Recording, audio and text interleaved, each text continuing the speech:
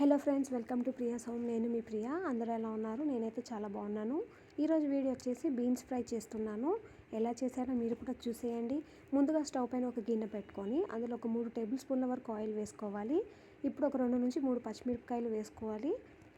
Medium సైజువి ఒక 3 ఉల్లిపాయలు అయితే చిన్న చిన్నగా కట్ చేసి వేసుకుంటున్నాను. ఇప్పుడు ఇందులోనే కొద్దిగా జీలకర్ర ఆవాలు, ఒక రెబ్బ కరివేపాకు వేసుకొని ఒక అర టీ స్పూన్ వరకు అల్లం వెల్లుల్లి పేస్ట్ వేసుకోవాలి. వేసుకొని బాగా కలుపుకోండి. ఇప్పుడు ఇందులోనే రుచికి సరిపడా ఉప్పు, చిటికెడు పసుపు వేసుకోవాలి.